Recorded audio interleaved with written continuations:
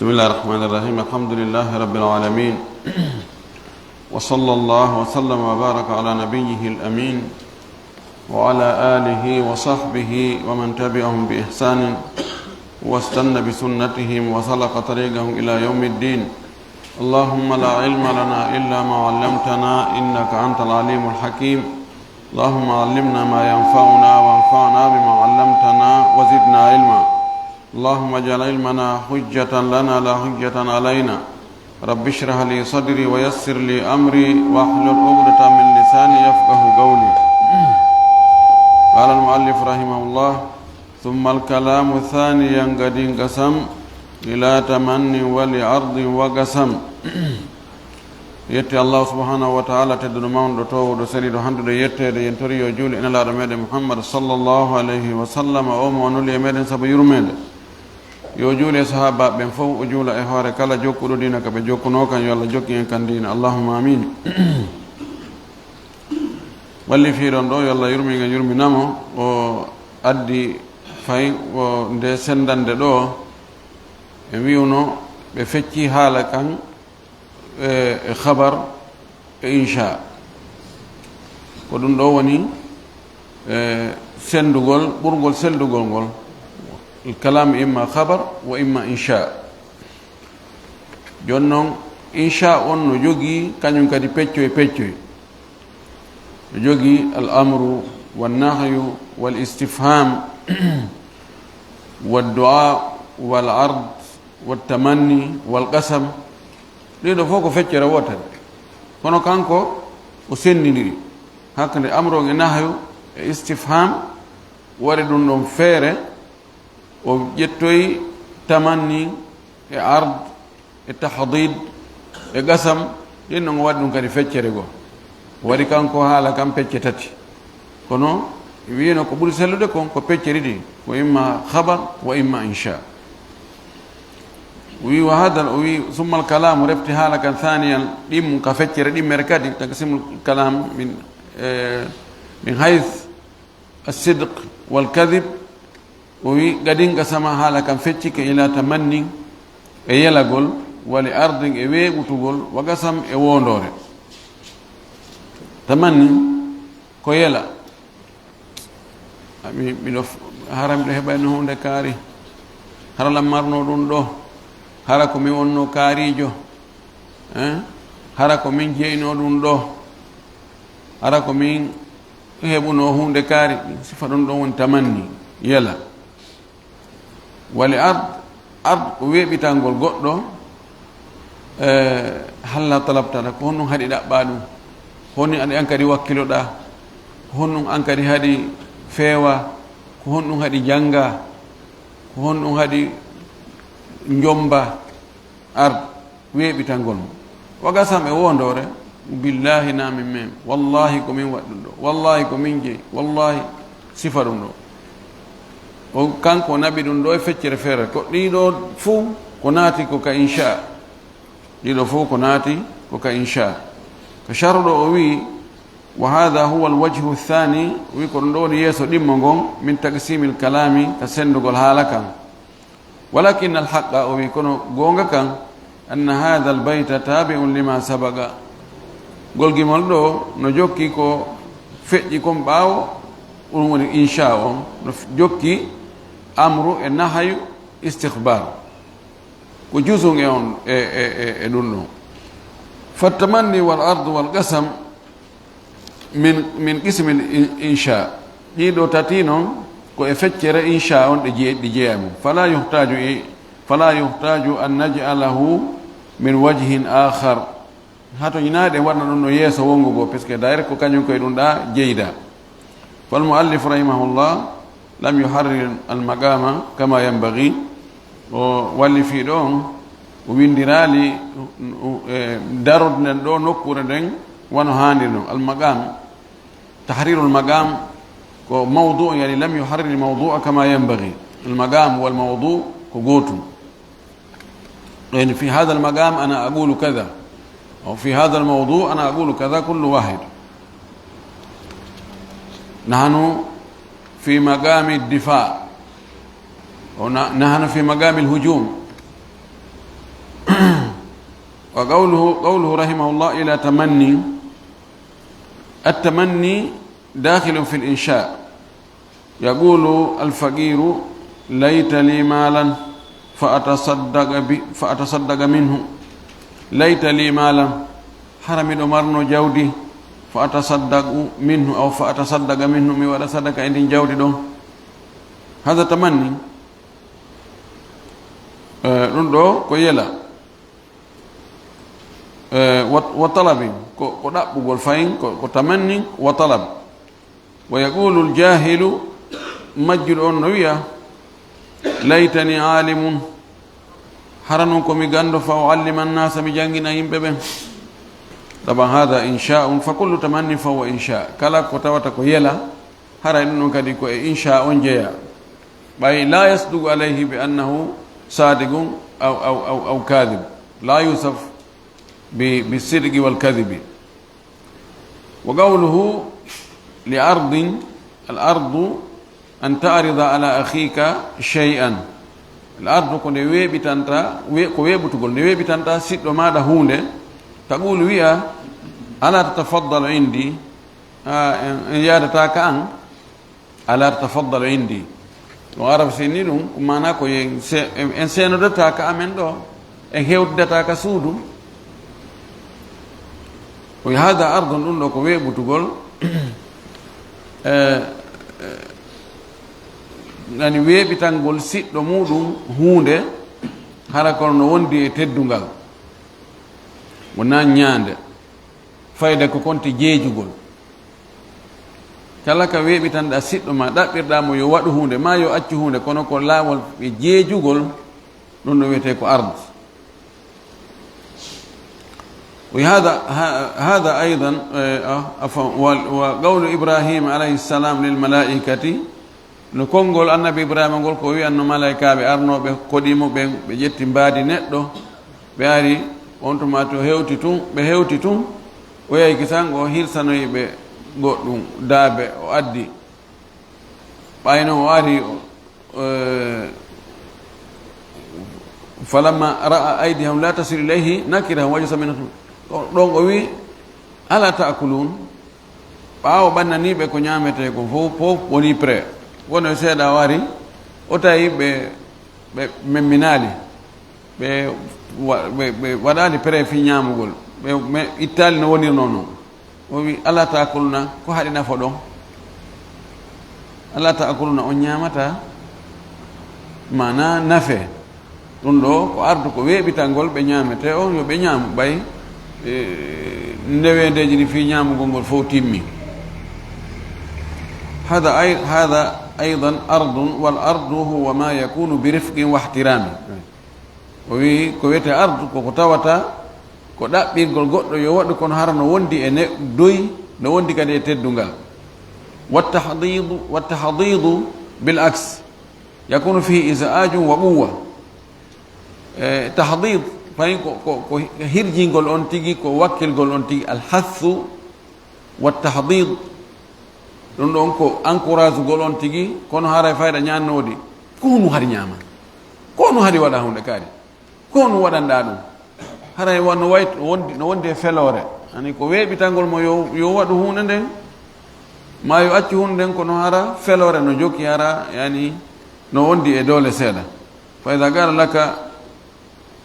si goɗɗo innima halla tadkhul ko haɗi naata ni ko weeɓitango ma naatugol ngol kono no wondi seeɗa e ñaande. fa hada tahdidun wa huwa talabun bi shiddatin wa isa'ajin wa kullum min aqsami l insha. wo wi kono ɗi fopp majji ɗiɗo fof ko e feccere ka insha ka sincugol ko ɗon jeeya. oɗo ard tamanni tahdid ɗiɗo fof koye qismu goto jeeya kono kanko ƴetti ɗin ɗo ngo warani ɗi qismu feerejo. wa qawluhu wa qasam hada aydan min aqsami l kalam lakin hal huwa dakhilun fi l insha aw fi l khabar. wondore ɗum ɗo koye haala kan jeeya ko jiɓa ko ka insha natiri ka ko khabar natiri. الجواب أن القسم نفسه إنشاء وندور هور مودum دون كدي كو إنشاء والمقسم عليه خبر ko wonda ko e hoore muɗum ɗon non ko khabar kono wondore nden ko insha fa idha qulta wallahi inni fahimu wallahi min ko mi famuɗo no ɗon sengo go ko khabar sengo go ko insha wondore nden ɗon ko insha kono komi wi ko miɗo faami ɗum ɗon no wawi wonde ko gonga miɗo faami no wawi wonde hara mi nodditi tum miɗo faami hara mi faama kono landatake ene est ce que o wondi ka o wondali no selli o wondi ɗum ɗon la yarid kono ene koko o wondi ɗum no selli ko gonga ɗon fi ihtimal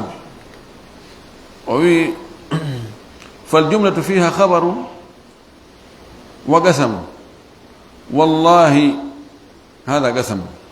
لا يمكن لأحد أن يقول لك صدقت أو كذبت كوندور دون قد يتانو كغونغا ما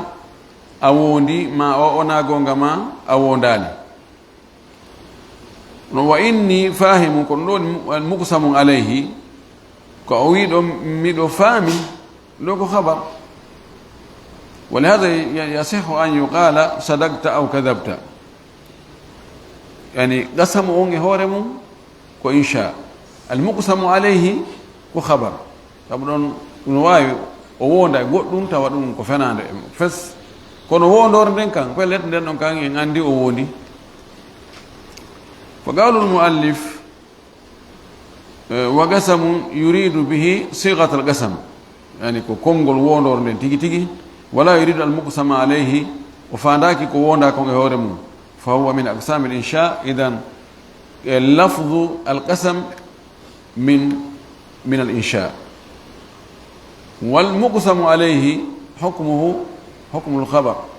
يصدق ويكذب ثم الوجه الثالث لتقسيم الكلام وعدك دي سنغو تامو غونكا سندو الحالكا قال المؤلف رحمه الله وثالثا إلى مجاز وإلى حقيقة وحدها ما استعملا وحد فكرة تمرنين وثالثا تمر يعني ينقسم الكلام إلى مجاز وإلى حقيقة حالا نفتشو يوتر إن كهالا دو كو حقيقة ما إنه كهارا دوكو مجاز كو لبا كو حالا لباكا مانا كو حالا قولي تراكا ونا كو كا كونغونغول كو وال تفنانو كو لو ونا دون كونغونغول هوتورا قول مؤينا ما fi goɗɗum ngoo ngol gollitirama goɗɗum ngoo ɓay no ɓattodiri no faamo ma mo ƴetti on no wortohu o yahi o soppiroyi kum ka soppuru ɗon ko himpare waɗana worto hun kum koko duulore ma ko soppire piihoy fanɗukoy sa ƴetti worto hun kum anabi a soppiroyi ka fitare ɗon a gollitiri kum ka kum waɗanaka sa ƴetti himpare nden a duuloride ɗon kadi a gollitiri himpare nde wona nokku mayre ɗum wiyete majaz fi tun no famora joni nokkeli goo haala no tawa ka wallilano ko law fayda ɗum ɗon naɗo no wona gollitirede ko goɗɗum goo yimɓe ɓen pooɗi haala ka naɓiri ka nokku goo e misal algha'it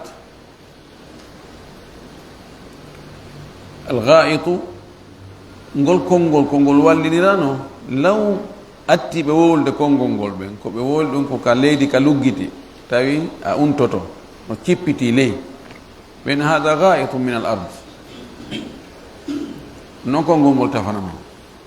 konngol ngol ƴetta gollitira ko yahete waɗe ɗon kon joni kamɓe ari ko ka ɓaawa hoggo yahete no fi huntugol haaju yon noon ko leydi ndi tawata leɗɗe alamo ko boowe ko désert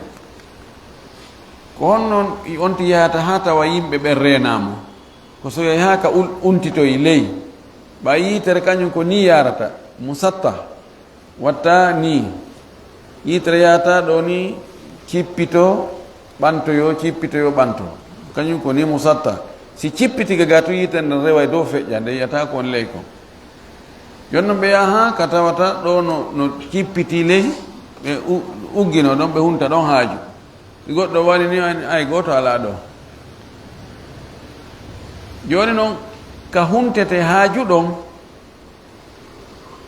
ko haaju hunteteɗo ɗon on innira joni nden nokkure ɗon joni hay si tawi on tii ko ka douche mo woni ko wiyete ko ga'it ngol so a wii ga'it huwa yaqdi ga'itan fi l hammam a gollitiri o ga'it ngol konngol wona ɗum ngol tafanano few ɗo ko majaz wona haqiqa haqiqa on haray ko nokku ka leydi ni ka ulfitiɗon ka cippitiɗon tawi siminni joni e misal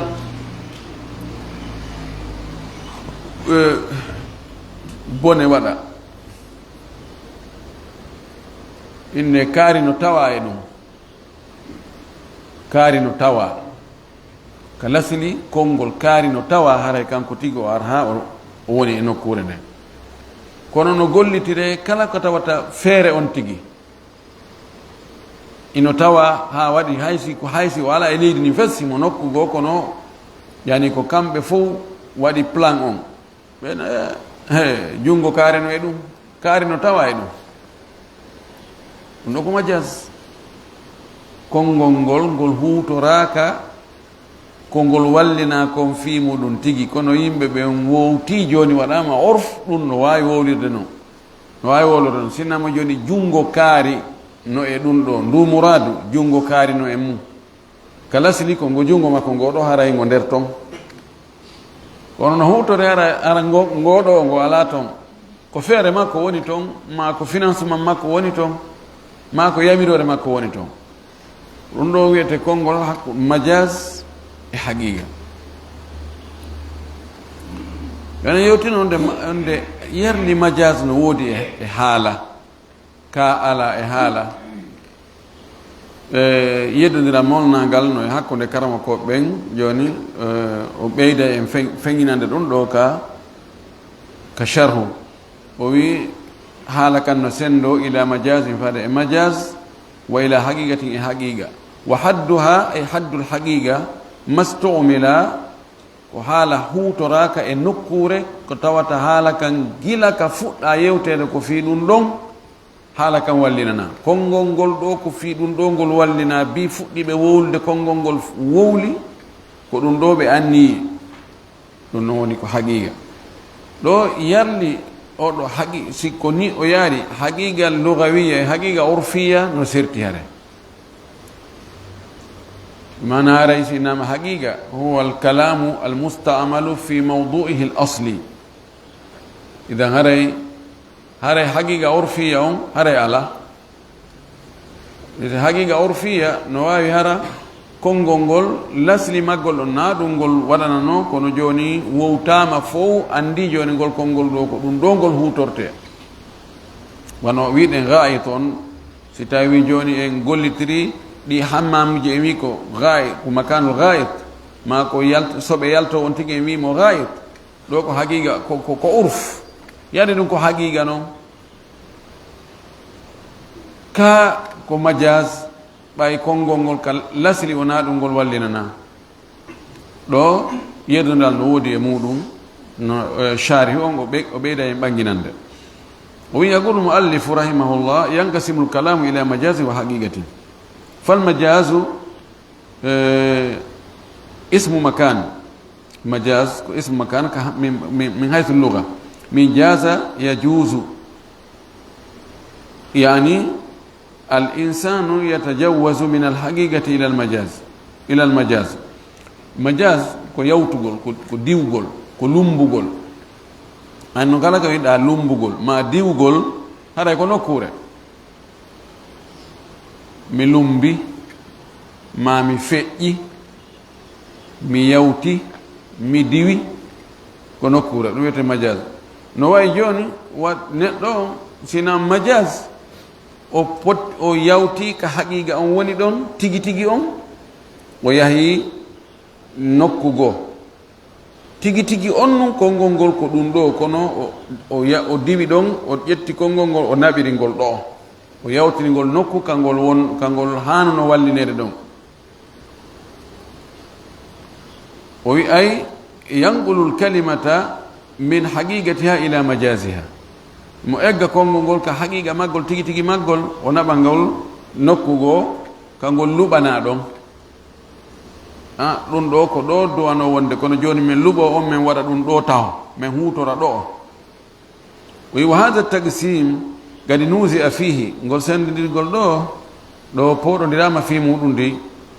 walam yakun marufan fi ahdi sahabati ɗum andanoka fewdo sahaba ɓennu wala fi ahdi tabi'in wona hay e fewdo tabi'iyankoɓe ɓen wa innama baraza fi ahdi tabi'i attabi'in andu ɗum ɗon ko yaltiti feeñi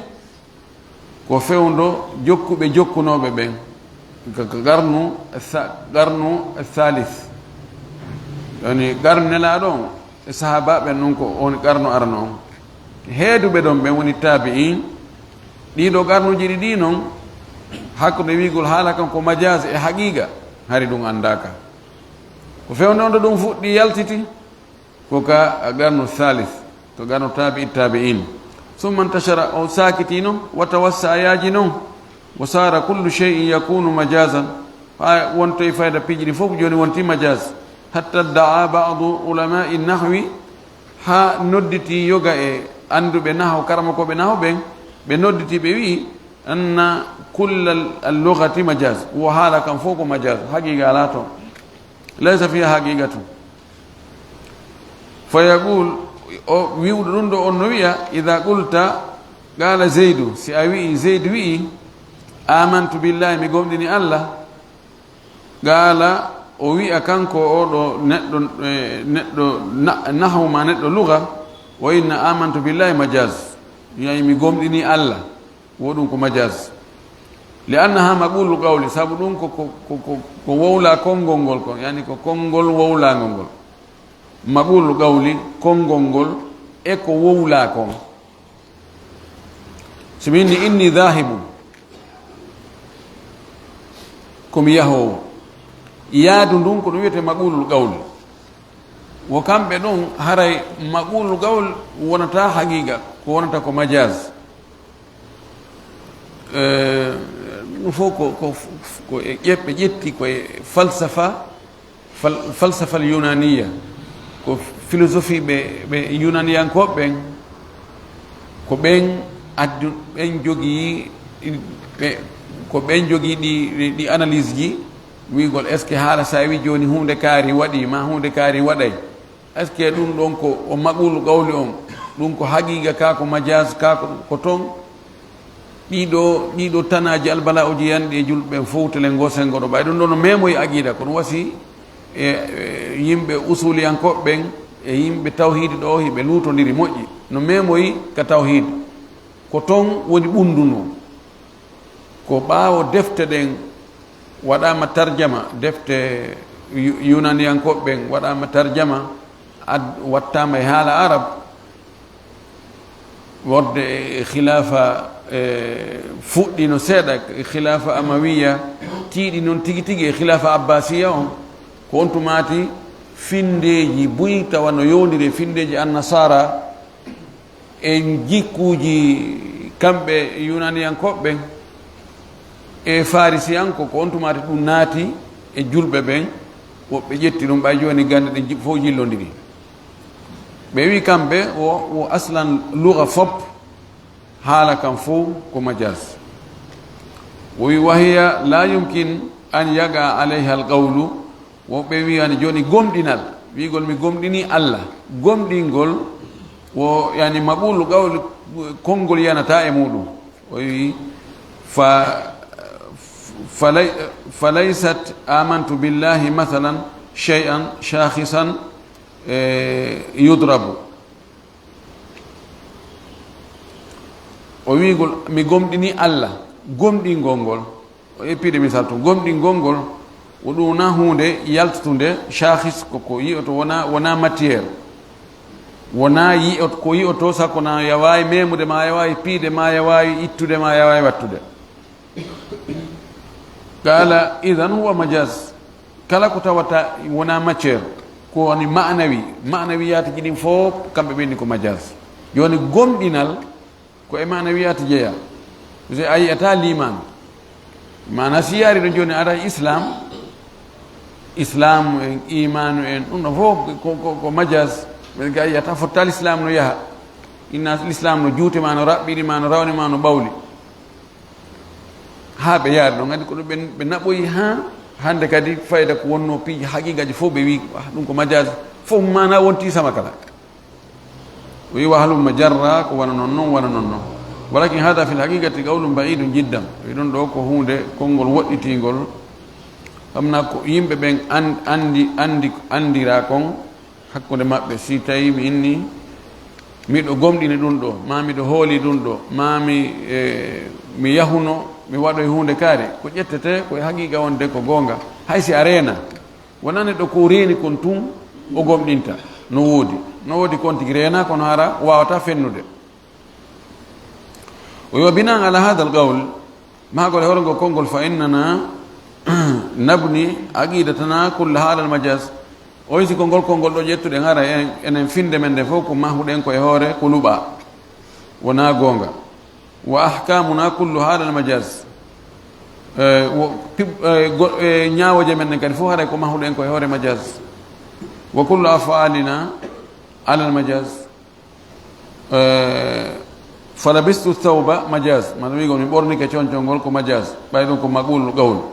wa akaltu khubza majaz mi ñaami biredi on ko majaz wa qara'tu kitab majaz wa dakhaltu almasjida majaz wa sumtu alyawm majaz أيضا أنا مجاز كل شيء مجاز لكن لا شك أن هذا القول قول باطل يعني جئت والبيجري فوقنا أنا كنقولنا مجاز والقول الثاني كنقول دمنقول أن جميع اللغة حقيقة بيد جئت حالة فوق ومجاز وبجئت كنت سانس كونتريرو بين حالة كان فوق وحقيقة ليس فيها مجاز إطلاقا وإن حالة كان كويت مجاز كون على تنفيو كل الكلام حقيقة في مدلوله حالة كان فوق غونغا حقيقة كتندينيكو مدلول أنكو حالة كان تندينيكو كونغول كتندينيكو نكو حقيقة وهذا اختيار الشيخ الإسلام ابن تيمية وتلميذه ابن القيم ويكون له ابن تيمية طالب ابن القيم كون كان بسبي wonde haala kam fof ko haqiqa ko imma haqiqa lugawiya ma haqiqa urfiya ma haqiqa shar'iyya rahimahumullah wa tabi'ahuma jama'atun wa hum tabi'u jama'atan sabiqin ɓeɗo na kamɓe sinci haala kam wonde haala kon اللغة كحقيقة كم ابن القيم ابن تيمية ابن القيم ونا كم بسنتين ودي بأتنا وبب باو ما بينو يمب بوي جوكتيبه تلفون نودي يمب برد كصحابة بيا كتابين يا كتابي تابين نودي وول نو بنقول كونغول وند حالة لسه حالة كم فوق حقيقة والقول الثالث كونغول تامونغول وين أري دون جوني وانو si innama joni mi falama nawnude est-ce que ɗum ko haqiqa est-ce que komi falete nawnude o falama mayde ani si neɗɗo eɓɓi mayde ɓena falama mayde neɗɗo faldake mayre nde sinara ko wartotoɗo si innama joni wono ardi noon e konnguli goo addu e misa ɗen yeeso wasal qaryata allati kunna fiha joni ɓeeɗo wiiɓe ko haala kam fop ko haqiqa majas ala toon yiɓe sakkoyiɓe e masalaji goɗɗi goo wono allah subahana taala innata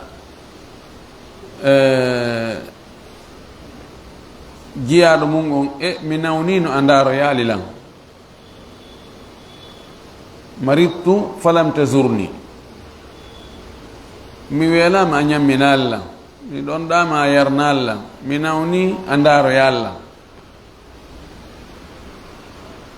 wiiɓe majas no woodi ko haala ɓe ɓeyni ɗum ɗo ko majas kamɓe noon ɓe sortike ɓeyni ko majas ko waɗi konngol ngol kangol hutora ɗon wona haqiqa ɓeeɗo in he allah subahana taala wowli goɗɗum wiya ɗon konngol ngol o hutori ngol ɗon na haqiqa mana hara ko ɗum falɗa wiide ɓeyin ɗon ko tana wolotako noon ɓeyni yon noon ko honno ɗum ɗo ko honno wawete firirede kamɓe no ɓeyni ko uslub min asalibil arab ani arabu no wolita noon hiɓe wowlira noon kono no anda haray wowlana ɗon tigi no andi ko honɗum woni ko honɗum wowlu ɗon faandi ɗo ko wonde aray ko yani ko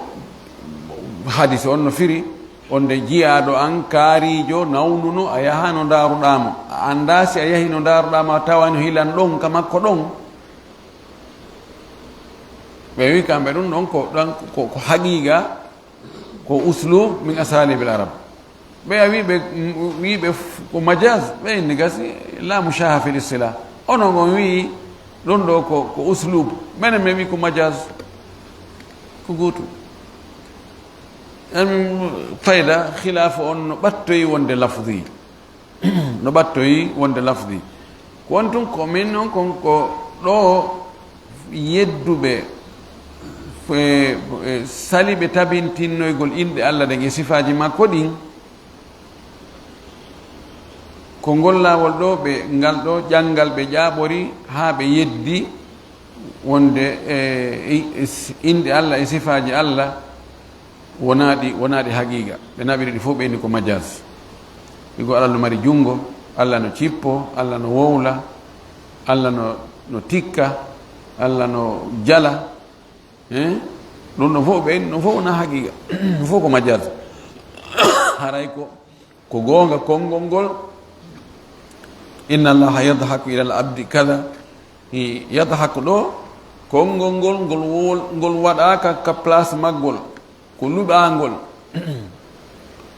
ɓe ƴettiri noon joni noon ɗum ɗon waɗi ha ɓe riiwi ko allah tabintinnani hoore mum ko nela tabintinnanimo ko ɗum waɗi ibnu taymiya e karama koɓe tawhid ɓen ɓe darti ɗum fes ɓeyni ɗum ɗon fof na gonga kala ko tawata allah subahana taala o yewti wonde mo mari ɗum ɗo ma mo waɗa ɗum ɗo e ƴetta ɗum ko haqiqa wal gawlu thalith konngol tammolngol a tafrigu ko sendirgol no waɗi détail fa kalamullahi laysa fihi majas haala allah kam fop majas ala toon li annahu kullu haqqum sabu haala allah kam fof ko gonga wa kadalik kalamu rasuli sa sallam ida saha anhu billafdi ko noon kadi mako nelaɗo allah on si tawi konngol ngo selli ha e makko kanko maaki ɗon kadi majas ala few fa laysa fihi majas li annahu ka kalamillahi sabu mako nelaɗo on ko yowdiri e wahyi kon no wawi wa daaron allah ngol wa ma siwa dhalika fa fihi majas o wi ko lutti kon noon haalaji yimɓe luttuɓen fof haray majas no wawi wonde e muɗum ko ɗiɗo konnguɗi tati woodi imma haala kam fop ko majas ma ɗum haala kam fop ko haqiqa ma ɗum haala allahu e nelaɗo on ɗum fop ko haqiqa majas ala toon e haalaji yimɓe luttuɓen haray majas no wawi wonde e mum usuliyankoɓe ɓurɓe ɗurde ɓen ko ngol ɗo ɓe yaade muɗum hay yimɓe tawhidi buy kadi karama koɓe goo no yaade ɗum ɗo kono ko iskal on ko honɗum sendidiri fof ko luga joni enen no famirten haala Allah kan e haala nelaɗo on ko travers haalaji ko haalaji yimɓe ɓen imma ko e haala arab joni noon ɓay koye haala arab haray konnguɗi maɓɓe ɗin jaɓay muuluwal haala arabu kam jaɓay gawaiduji mum ɗin si en tabitini ka gawaiduji haala arabu wonde majas no woodi joni haray kala yewtirɗo kan haala e konngol makko majas no wawi wonde ko falsafa muutiɗo lugguɗo moƴƴi noon woni nde toɓɓere ɗo fi kala no ɓe yiyay ɗum wonde ɗum ko haala sama kala ni o wi wa hujjatu haulai yaquluna inna almajaza min akbari alamatihi albarizati sihhatu nafyihi ɓeeɗo ɓe wi dalil maɓɓe on wo majaz no jaa e mandeji mum ɓurɗi feeñude ɓurɗi mawnude e sellugol riwugol ɗum inna ɗum na gonga na ɗum faanda na haqiqa ni wa laysa fi kalamillahi wa kalami rasuli sallah sallam athabiti anhu bilafdihi ihtimalu linnafi haala allah kan e haala nelaɗo si tawi tabiti konngol ngol wonde ko nelaɗo maaki ala ɗon kono rondito riwugol kono yani possibilité riwugol inna ɗum ɗo sella si tawi joni ko e haala enen e haala meɗen sa inni joni miɗo hoore ande falama muusude wawi ka innam awa e ɗum ɗon no sellirta no wowlire noon ɓena kono on faami komi faala wowlude hoore anden faalama muusude hoore faalatake muusugol haqiqa ko bimana muusendi faalama yande ka hoore an reedo ano faala muusude wona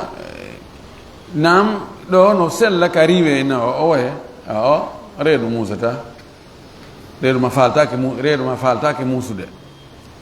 o wi ɗum ɗo majaz no sella ka riwe si minni joni hande mi fotti e piyowi gi jalaninmi majaz joni komi faandi ɗo mi fotti e gorko suusɗo reedu jogiiɗo mirin jogiiɗo doole no sella ka riwe joni noon haala allah e haala tabutu ko enelaɗo allah ɗum ɗum riwatake few la yumkin an tanfiya kalama allahi wa kalama rasulihi athabiti anhu fa qawluhu taala o addo misal ni konngol allah taw ɗon ka o wi to yuridu an yanqadda ka Khadir e Moussa ɓe tawano maadi ndi falama ndi oñike ndi fokkiti yanugol ɓe inni yani yuridu an yanqadda maadi no faala yande o fil jidari la yumkin an taqula la o woye la yuridu an yanqadda ɓe maadi ndi faalaka yanude lakin hada kinayatun an maylihi o wi kon ɗon ɗo ko soowugol ko ɓarindagol wonde maadi ni no ooñi no ɓoyli no weeɓiti ni luttiɓe yan fa sahibu hada alqawli yamna'u almajaza fi alquran wa fi sunnati sahiha jonngol konngol ɗo ɓeeɗo ɓe wi kamɓe hiɓe haɗi fes wongol majasa no woodi ka alquran ma ɗum ka sunnan laaɗo selluɗo ɓe wi ala toon few wo yuridu an yanqadda ɓeeɗa wi ɓe yi haqiqa tan ɗum ko majas sabuna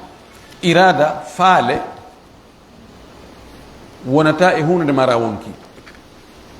in al irada la takunu fi shay'in laysa hayyan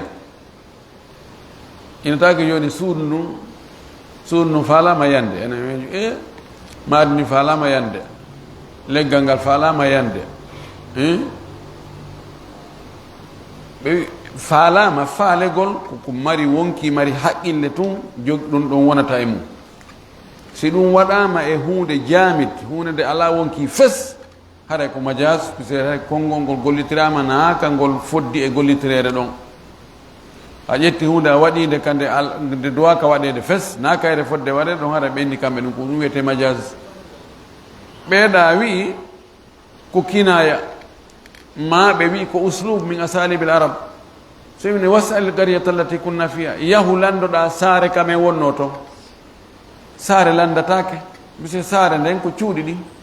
e tarawje ɗen ɗum mara wonki sakko faama ko landiɗa wawata jabade si ɗum wowlama innama yahu landoɗa saare nden yahu landoɗa suudu ndum manamum ko yahu landoɗa yimɓe wonɓe ka suudu ɓen ɓawno yimɓe on ittama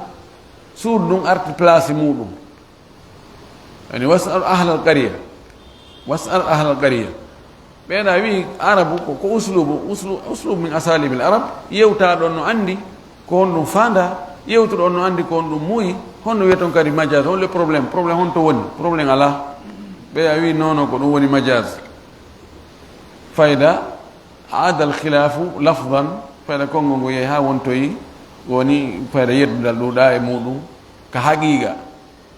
ko yeddudal ko ɗum an ko ni yiruɗamin ko ni mi yiiri kono fayda fof ko hunde hi an a yiɗum ɗo hino ko téléphone an a wiɗum ɗo no ko samsung ni mini na samsung dey ko vietnam moƴƴina ka usine moƴƴinowo samsung o kono nandu tum kono na fayda na kañum kono tawi ko haqiqa ko hunde wotere wona e wolede fimum ko konnguɗi no yewtirano mo ɓe ka rewroy toon ko toon serti kono fayda no fottano koto ɓe ɗum enta alkhilafu lafdi kono khilafa wona lafdi ɓay aqida natoyi e nder muɗum mana rimoyi goɗɗum ko tawata hi addoyay bonnugol finde fes si allah subahana taala wi junngo allah ngol no sengo do juuɗe mon ayni allah ala junngo o wi imo welto a wi o weltatako aray bone molnaɗo haroy to wa ila hada dahaba kathiru min al ulamai almuhaqiqina rahimahumullah ko e ɗum ɗo buy e karamakoɓe e seɗoɓe ha ɗaɓɓita tigi tigi o gonga on ko ɗum ɗo ɓe yaari e muɗum wa minhum ashinqiti rahimahullah sahibu kitabe adwa il bayan ma adwa ul bayan so inni ko maqsudu lafduhu wona adwa ul bayan so en wi kitab ha en fandike ɗo ko jumla on fof kitab hara ko mudaf wona adwa il bayan wona mudaf ilayhi fo no sella kono ɓawi waɗe gawsuji ɗiɗi ko kitab adwaul bayan hara ko ɗon ɓuuri fewde wona maqsudu lafduhu so woni maqsudu lafduhu woni pdf changetako oɗo cheikh shinqiti kanko ko noon ko ɗum o yaari wonde ka alqur'an e ka sunna selluɗo majaz ala toon few kala ko wi'a ɗum ɗo allah subahana taala o daali ka deftere makko ma ka hadisul qudsi haray ko haqiqa wiyatake nona ɗum ɗo fandano ko ɗum ɗo woni ko fanda ala toon few ko noon e sunna selluɗo ma ko jiraɗen sallllahu alayhi wa sallam ɗin kadi majaz ala toon few joni noon e haalaji luttuɗi ɗi nam majaz no woodi sabu na toon no wawi wiide noon na gonga ma fenay jawalo tallo kono ko haala allah ko haala nela suusi ɗum له رسالة صغيرة اسمها منع المجاز في القرآن الكريم إمو جوجي كانكو شنقيطي الشيخ محمد الأمين شنقيطي كرمكو جو كمالو جو كل مولانا دو أوكو غاندو عندي شنقيط أنا شنقيط كموريتاني دو هاريكو شنقيط موريتاني كو شنقيط ويته من بلاد شنقيط sanzo ano watta Mauritania kono ha joni ɓe heddori fayda lawɓe ɓen fof koɓe askinte ɓenne ko shinqiti fulan shinqiti ka arabu ɓen ko noon toon ɓenata ɓe Mauritanie on non ko siko ko lugatul idara siko ko administration ɓe nanam Mauritanie no windite jinsiya Mauritania eta jinsiya shinqitiya kono ka yewtere ka askintinnugol ko shinqit ɓe fof kadi ko noon ɓe yiɗi wiyata koy ko leydi noon karamo koɓe kummaluɓe on taƴi na Mauritanie on fopp woni shinqit ko e région ngo toon woni shinqit ko ganduɗuɓe moƴƴi noon ha noon hatti no oɗo ɓe fof ɓe ferno ɓe yahi saudi ɓe yahi umra ma hajji luttiroy toon ɓe jogii karama ko ɓe kummanuɓe moolanaɓe Allah ɓe jogii nationalité ji jooni oɗo koye karama koɓe maɓɓe mawɓe ɓen o jeyano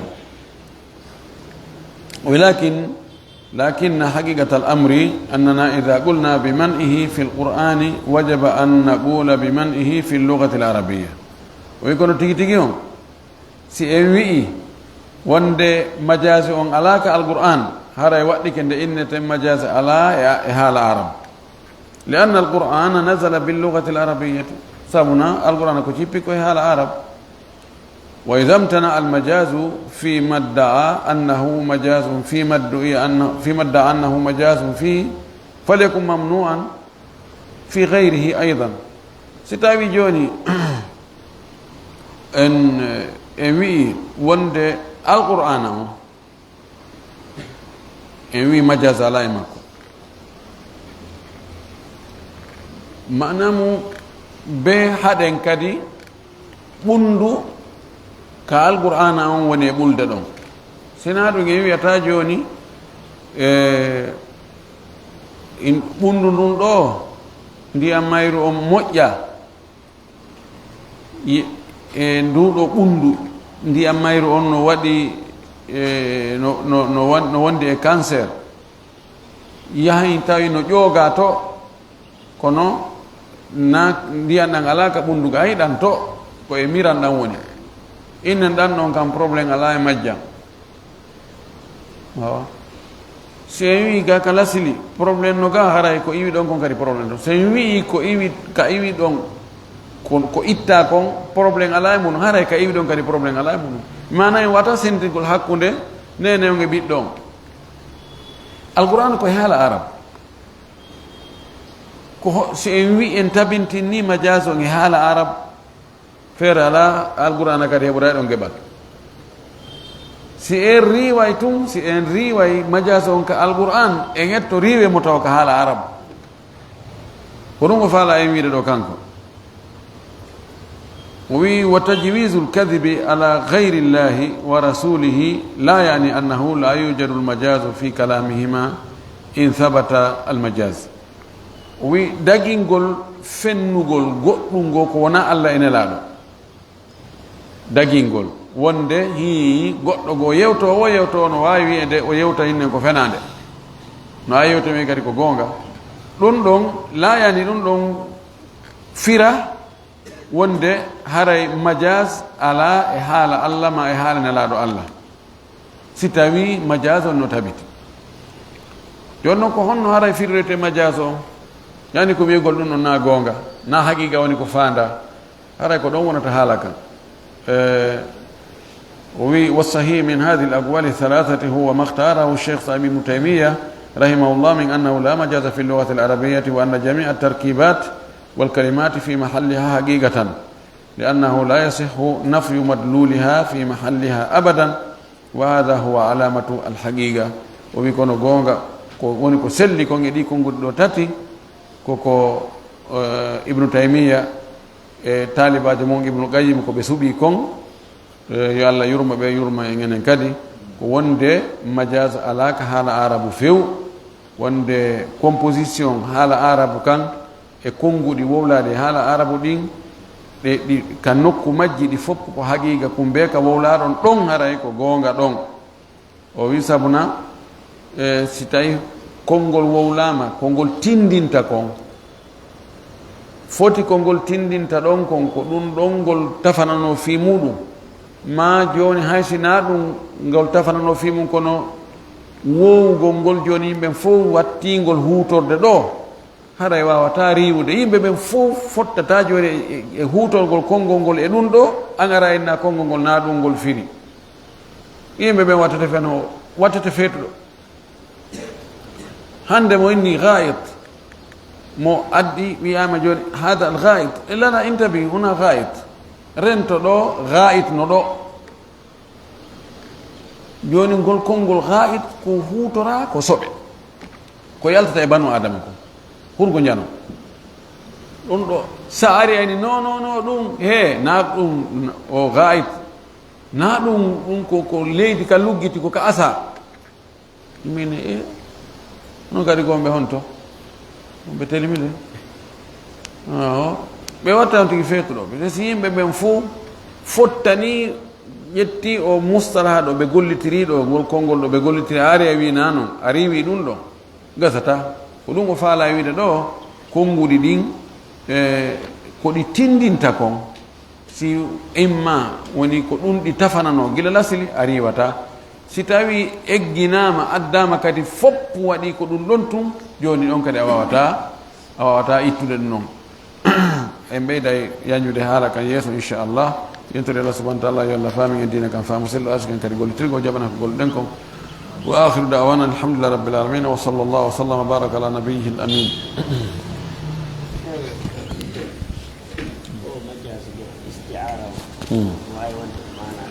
ko isti'ara ko majaz ani majaz no jogi